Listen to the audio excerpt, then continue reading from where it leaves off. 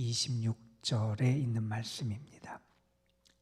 예레미야 애가 3장 19절에서 26절까지 있는 말씀, 오늘 우리에게 주시는 하나님의 말씀으로 우리 함께 한 목소리로 말씀을 받들어 읽겠습니다. 내 고초와 재난 곧 쑥과 담즙을 기억하소서.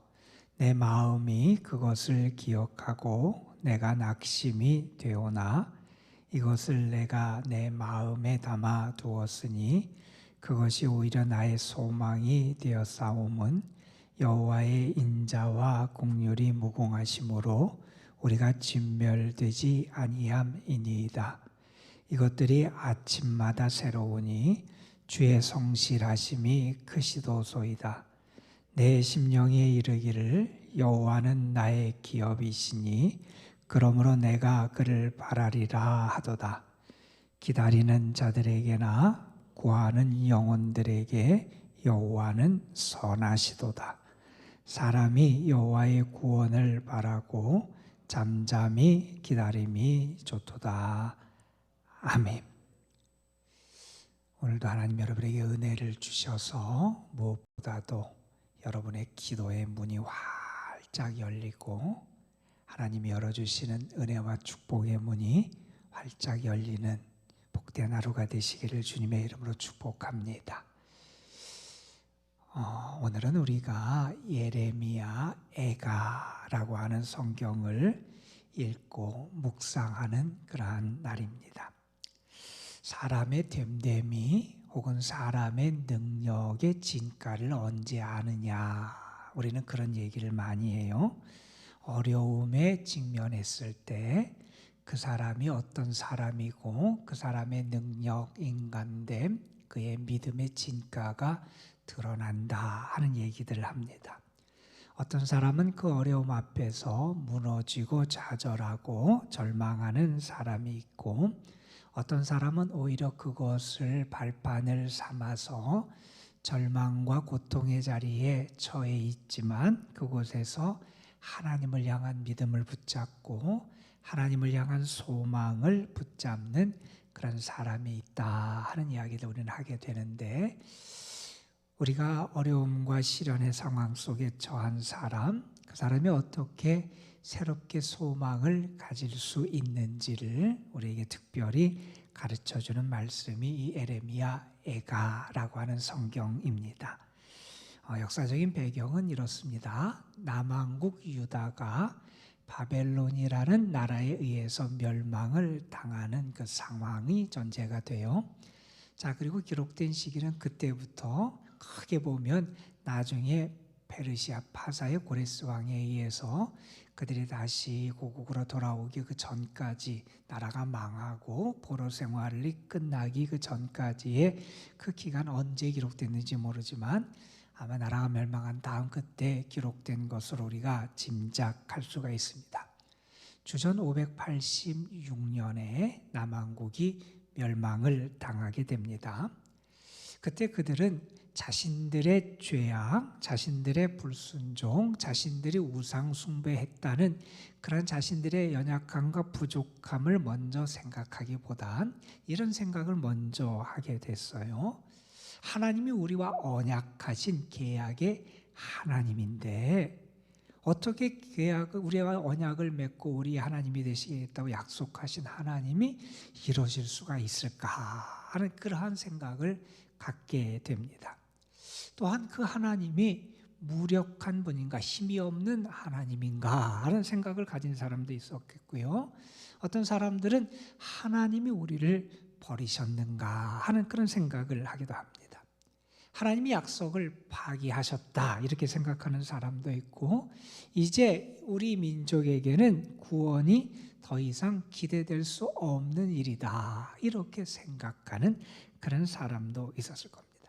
그들은 그런 긍지가 있었죠. 우리는 하나님의 선택받은 민족이다, 하나님의 택함을 받은 하나님의 소유된 자라라고 하는 믿음이 있었는데 그 나라가 멸망을 당한 거예요. 다윗의 왕조가 무너진 거예요. 그들이 기존에 붙잡고 있었던 그들의 생각 자체가 무언가 새롭게 검토돼야 되는 그런 시점에 그들이 이르게 되었다 하는 겁니다. 그들이 그때 나라가 망하고 포로 생활을 하고 또한 팔레스틴 본토에 많은 사람들이 얼마나 많은 시련과 고통을 겪었겠어요.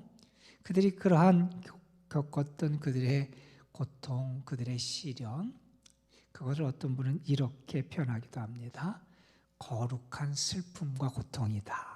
왜냐하면 그걸 통해서 그들이 겸손해지고 이제 성숙해지고 새로워질 수 있도록 하나님이 베풀어 주신 것이기 때문에 그렇게 표현하기도 합니다. 그런데 당하는 사람들 입장에서는 참 어려웠겠지요. 자, 그렇게 고통 속에 있고 회의 가운데 있고 때로는 절망 가운데 있는 이들을 향해서 예레미야 애가는 5개의 노래, 애가, 슬픔의 노래, 비탄의 노래를 통해서 그들이 정말 하나님의 심판을 알고 하나님 앞에 회개하고 이제 돌이켜서 다시 하나님에게 소망을 갖고 하나님을 바라고 하나님께 기도하는 그 기도의 문을 열라는 그러한 권고를 하시는 것이 이 에레미야 애가의 말씀입니다.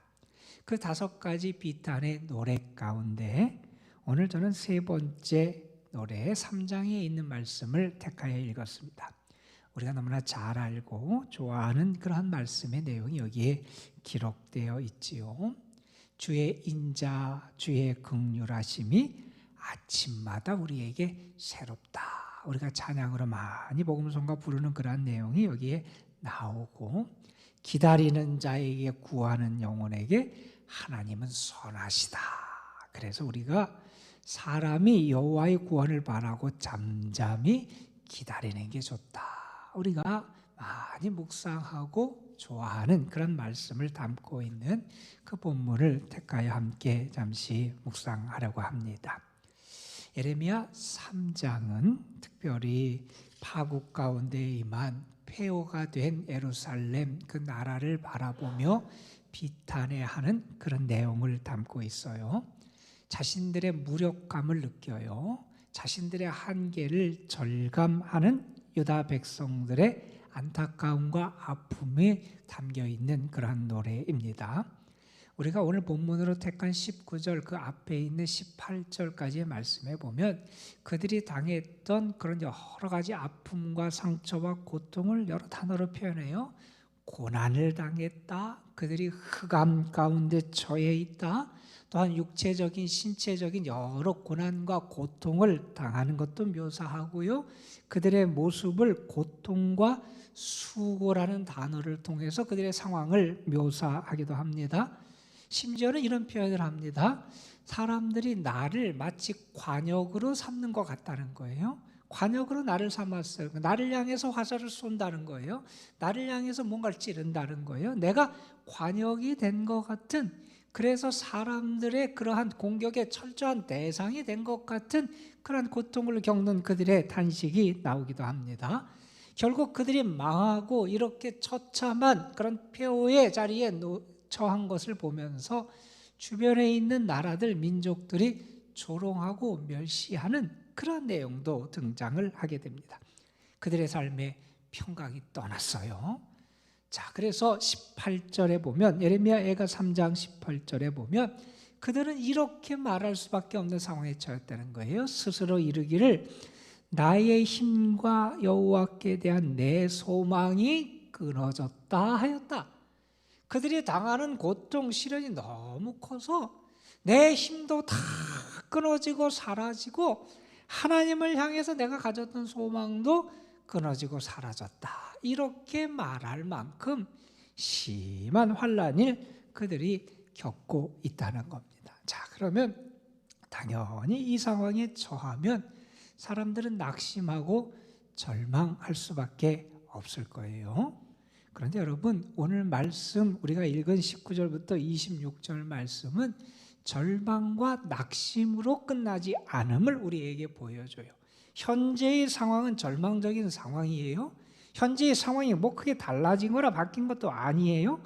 그런데 이 노래를 읽다 보면, 오늘 말씀을 우리가 묵상해 보면, 그렇게 현재 절망하고 낙심하고 그들이 절망 가운데 처할 수밖에 없는 상황이지만, 그 상황에서 하나님을 향한 소망으로 나아가는 그런 모습을 우리에게 보여주고 있습니다. 여기 보면 이런 표현이 등장을 해요. 마음에 무언가를 담았다, 이런 표현이 등장을 해요. 마음에 무언가를 담았더니 결과가 다른 결과가 나타나요. 마음에 A라는 것을 담으니 이런 결과가 나오고, 마음에 B라는 것을 담아두니 또 다른 결과가 나와요. 하나의 모습은 어떤 모습이냐 하면, 나를 낙심하게 하는 게 있어요. 내가 내 마음에 무엇을 담고 있느냐, 그거에 따라서 내 마음이 낙심되게 되는데, 나를 낙심하게 하는 건 무엇이냐 하면, 여기 보면 그렇죠. 내 고초와 재난, 숙과 담즙을 기억하소. 내 마음이 그것을 기억하고 내가 낙심된다 하는 거예요. 자, 자신들이 망한 것만 생각해 봐요. 고통을 생각해 봐요. 그리고 이전에 그들이 화려했던 과거의 번영만을 우리가 생각하고 그것을 마음에 담고 있으면 결국 어떻게 되냐? 낙심할 수밖에 없다는 거예요. 예전엔 저랬는데 지금 내가 이렇게 처참하게 무너졌다. 눈앞에 보이는 이 현실, 그 상황, 그들 앞에 폐허가 된 그 도성, 예루살렘 성, 그것들을 마음에 담아두고 있으면 그들이 낙심하는 게 당연할 거예요. 그것을 마음에 담았더니 낙심하게 되는데, 그러나 그것만 담고 거기에 머무르는 것이 아니라 그것을 떨쳐버리고 다른 것을 마음에 담아요. 그랬더니 어떻게 되냐 하면 21절 뒤 보면 그것이 나의 소망이 돼요. 내가 희망을 갖고 소망을 가질 수 있게 됐어요. 무엇을 내 마음에 담고 간직하니 내가 소망을 갖고 희망 중에 살아갈 수 있게 됐느냐라는 것을 우리에게 설명하는 게 오늘 말씀이에요. 내가 어려움 속에, 환난 속에, 현재의 나의 삶의 큰 고통과 시련 앞에 놓여 있을 수 있다는 거예요. 그때 내가 내 마음에 무엇을 담아야 되느냐, 내 중심에 무엇을 담아야 되느냐, 그것을 내가 무엇을 간직하고 내 마음에 무엇을 간직하며 살아가야 되느냐, 그것을 오늘 말씀 21절, 22절은 우리에게 설명합니다. 이것을 내가 내 마음에 두었으니 그것이 나에게 소망이 되었사옴은 이게 뭐냐? 22절입니다. 여호와의 인자와 긍휼이 무궁하시다.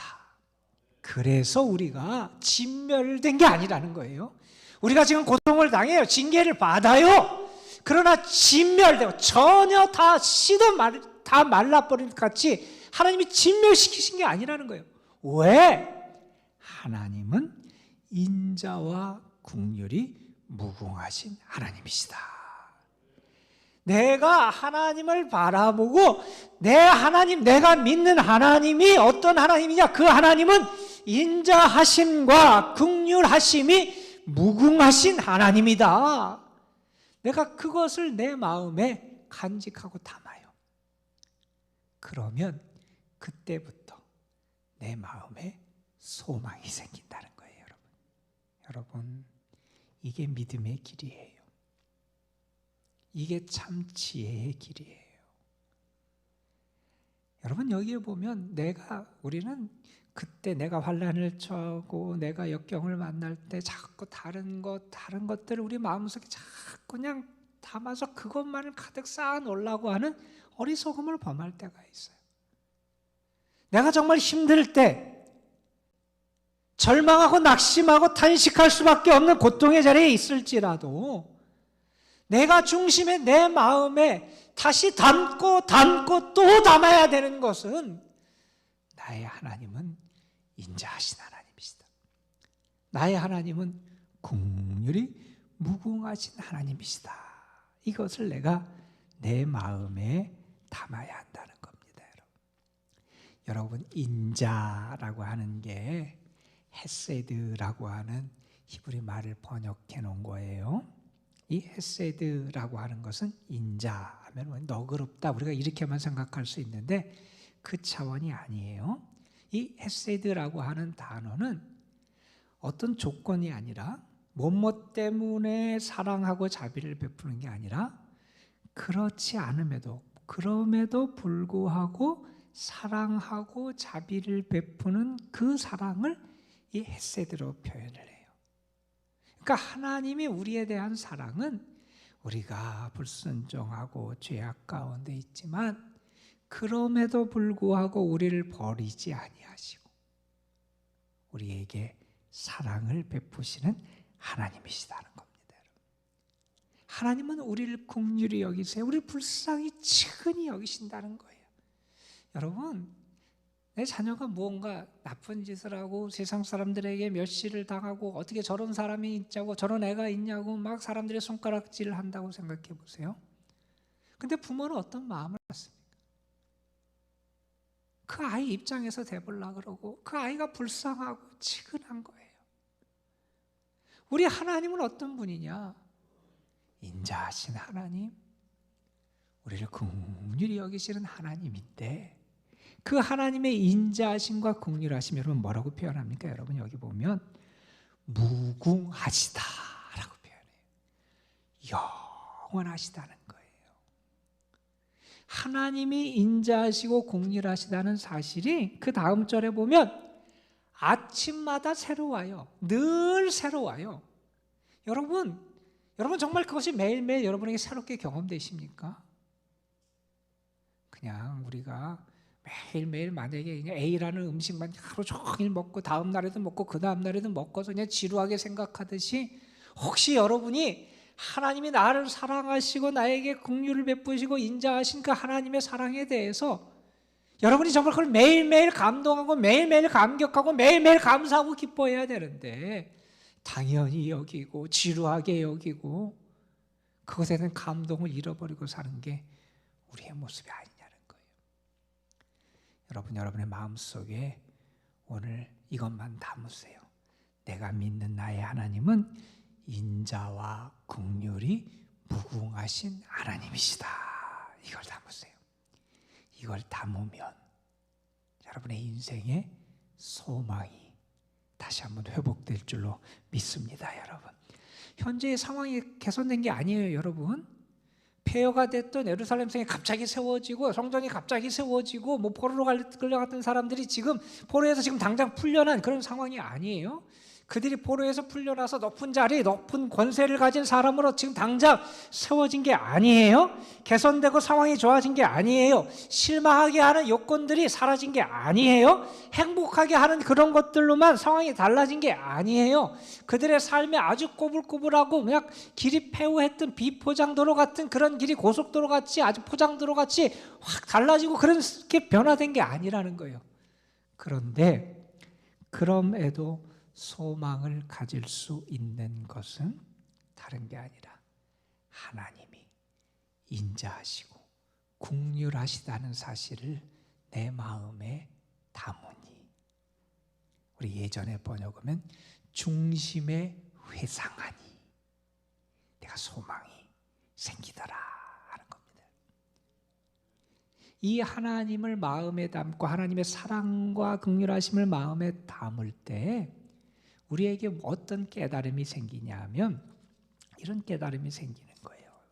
24절에 보면 내 심령에 이르기를 여호와는 나의 기업이시니 그러므로 내가 그를 바라리라 하도다. 이게 무슨 말이냐면 하나님이 나의 기업이 된다는 거예요. 다시 말해서 내가 얻고 내가 벌고 내가 할 수 모든 것, 자세한 그것은 하나님이라는 거예요. 하나님이 나의 모든 것이 된다는 거예요. 내가 무언가를 얻을 수 있고 거둘 수 있고 내가 누릴 수 있고 살아갈 수 있는 것은 하나님이 나에게 은혜를 주시기 때문이라는 거예요. 그리고 내가 하나님을 바라요. 나는 하나님만을 바라보고 살아가요. 그러한 은혜를 내가 누리게 된다는 거예요. 자, 그래서 25절에 말합니다. 기다리는 자에게나 구하는 영혼들에게 여호와는 선하시다 하는 거예요. 정말 하나님이 좋은 하나님이다. 그 하나님께 소망을 두고 살아가는 자, 하나님이 그들에게 하나님의 길을 열어주시고요, 하나님의 길로 그들을 인도하시고요, 그들의 삶에 하나님의 것이 가장 선하고 아름다움을 경험하게 하신다는 거예요. 여러분, 이렇게 하나님이 인자하시다, 긍휼이 무궁하시다라고 하는 것을 우리 나중에 이 3장 저 뒷부분에 가면 이런 단어를 가지고 표현해요. 33절입니다. 주께서 인생에게 고생하게 하시며 근심하게 하심이 본심이 아니시로다. 그러니까 하나님의 본심, 그 단어를 가지고 표현해요. 하나님이 인자하시고 긍휼하신 하나님이시다는 것을 내가 아는 것, 그걸 마음에 담고 살아가는 것은 하나님의 마음, 하나님의 본심이 무엇인지 내가 안다는 거예요. 하나님은 우리를 사랑하시고 우리를 버리지 아니하시고 인자하신 하나님이시고 긍휼이 풍성하신 하나님이시다. 그러니 지금 어려움을 겪어요. 고난의 자리에 있어요. 그때 어떻게 해야 되느냐? 하나님께 돌아가야 돼요. 회개해야 돼요. 깨우쳐 뉘우치고 회개하고 다시 하나님께 소망을 둬야 돼요. 하나님만을 의지해야 돼요. 그럴 때 우리에게 참 은혜의 길이 열려지게 된다 하는 사실을 보여주는 그런 말씀입니다. 오늘도 여러분 하나님께 기도하실 때 먼저 이렇게 기도하세요. 하나님, 내 마음에 세상에 걱정도 많고 나의 욕심도 자리 잡고 많은 것들이 가득 차 있습니다. 하나님, 이것들을 하나님 내가 떨쳐버리게 도와주시고 내 마음에 하나님의 인자하심과 사랑, 그 하나님에 대한 믿음을 나에게 허락하여 주옵소서. 내가 그 하나님을 믿고 오늘도 소망 중에 살아갈 수 있도록 인도해 주옵소서. 기도하실 때 하나님께서 여러분에게 기도에 응답하시는 귀한 역사를 허락해 주실 줄로 믿습니다. 기도하시겠습니다. 11조 예물 오재호, 김수영 집사 가정, 김남식 집사 문화전, 권사 김형진 우리 귀한 가정에서 하나님 앞에 예물을 드렸습니다. 감사헌금 무명을 하나님 앞에 올려드립니다. 아버지 하나님, 낙심하고 절망할 수밖에 없는 상황, 현재의 상황을 마음에 담아두고 화려했던 과거의 영광을 마음에 담아두고 자신들의 여전히 교만한 마음을 마음에 담아두면 낙심하고 절망할 수밖에 없으나 우리의 마음이 하나님이 인자와 긍휼이 무궁하신 하나님이심을 기억하고 그것을 내 중심에, 내 마음 중심에 다시 붙잡게 될 때 우리에게 소망이 있음을 가르쳐 주신 말씀, 우리에게 오늘도 이 말씀을 들려주셔서 감사합니다. 어렵고 힘든 자리에 있을수록 내가 나의 한계를 절감하고 큰 절벽 앞에 선 것 같은 답답함과 안타까움을 느낄수록 다시 한번 내 마음 중심에 하나님의 사랑, 하나님의 인자하심, 하나님의 긍휼하심, 하나님의 본심을 내 마음속에 깨달아 알고 담아갈 수 있도록 우리를 인도해 주시기를 원합니다. 그럴 때 다시 그 자리에서 참 소망과 은혜의 길이 우리에게 분명히 열려질 줄 믿습니다. 하나님의 구원을 바라고 그래서 하나님만 의뢰하며 하나님께 돌아가 주의 여러 사랑을 기대하며 살아가는 저희들 되게 하여 주시고 오늘 우리의 마음 중심에 하나님의 인자하심과 긍휼하심에 대한 믿음이 온전히 풍성하게 자리 잡을 수 있도록 성령께서 인도하여 주옵소서. 사랑하는 성도들, 저들의 가정 삶 속에 하나님의 도우심이 함께해 주시고 저희들의 자녀 손들의 미래 위에 하나님의 은혜의 길을 열어주시고 오늘도 특별히 연로하신 분들, 병약한 분들, 병중에 있는 분들 하나님 특별히 주의 은혜와 사랑으로 저들을 도우시고 인도해 주셔서 하늘의 평안과 위로로 하나님 역사하여 주옵소서. 주님 앞에 드려진 11조의 예물 감사의 예물 하나님 앞에 믿음으로 드리오니 주님은 흠양하여 주시고 하늘문을 여시고 은총으로 저들의 삶을 충만하게 채워 주옵소서. 오늘도 특별히 입시를 앞둔 사랑하는 아들, 딸들 하나님의 전에 올려드립니다. 공예지, 구자운, 김성곤, 김정원, 김태경, 김태원, 박수민, 박진, 서연우, 송하원, 윤서정, 이성욱, 이윤상, 이연재, 임동은, 정은서, 장영, 조서진, 주현우, 황승하.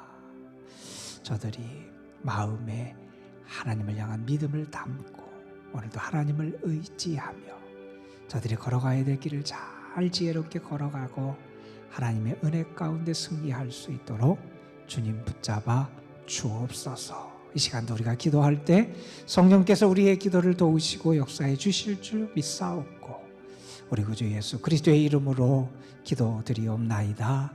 아멘. 언제나 우리의 사랑 속에서 주님의 마음 속에서 주님의 은혜